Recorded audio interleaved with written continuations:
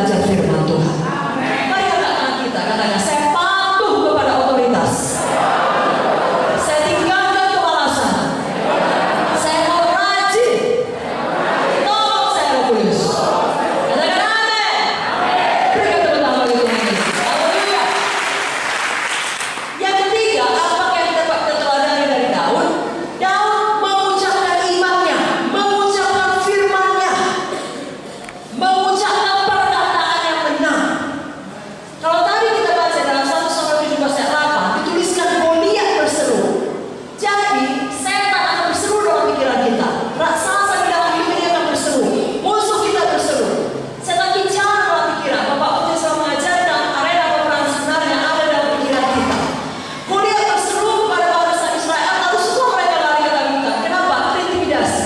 Tapi Daud mendengar Goliat berseru, dia tidak menerima semua itu. Kita pun kalau setan bicara, kita tidak biarkan dia menanamkan semua tipu daya dalam pikiran kita. Kita balas bicara dengan firman Tuhan. Katakan amin. Apa tadi kata Daud? Goliat berseru, dia balas. Kau mendatangi aku dengan pedang, dengan tombak, dengan tebing.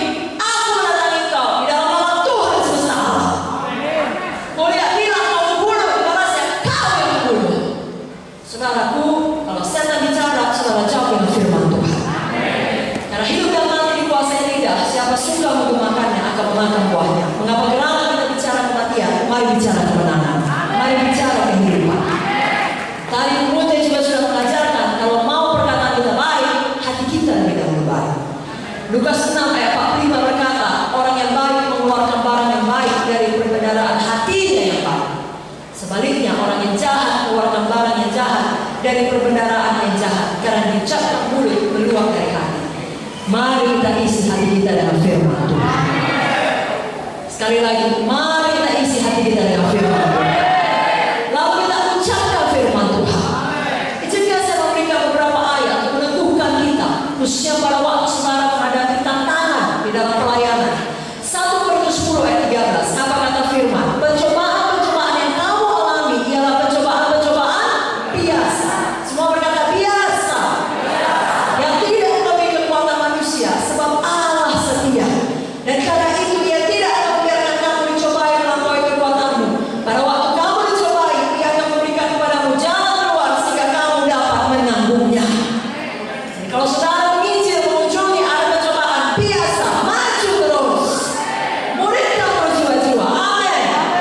Kalau dalam Mazmur 34 ayat 20 dikatakan, kemalangan orang benar banyak, tapi Tuhan melepaskan dia dari semuanya itu. Tidak usah menghabiskan banyak waktu untuk bertanya, tapi Tuhan, kami baru siap KKR, kami baru menang melayani. Lalu anggaplah saudara menerima satu kemalangan. Kenapa ini terjadi padamu? Mengapa? Lalu sendiri. Saudara bangun saja, bangkit saja. Saudara tidak perlu tahu semua perkara. Satu perkara yang perlu saudara ingat, Tuhan Yesus baik, Tuhan Yesus setia, Tuhan Yesus tidak tinggalkan saudara. Kalau terjadi kemalangan, dan saudara tahu pasti itu bukan karena dosa saudara, saudara tidak bisa mengerti sepenuh alasannya kenapa.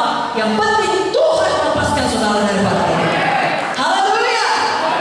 Kemalapan ayat 28 berkata, Allah turut bekerja di dalam segala sesuatu untuk mendatangkan kebaikan bagi mereka yang mengasihi Dia. Berapa banyak mengasihi Tuhan di sini? Apa perlu saudara alami mendatangkan kebaikan bagi saudara?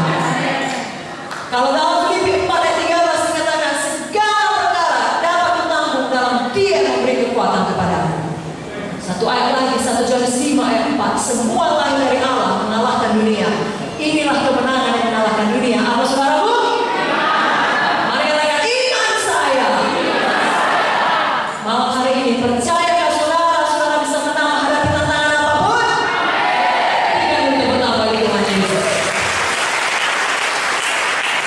Sedikit lagi, hal keempat yang bisa kita teladani dari Daud supaya kita bisa menang, kita bisa menyelesaikan panggilan kita. Kita harus fokus kepada upah. Jadi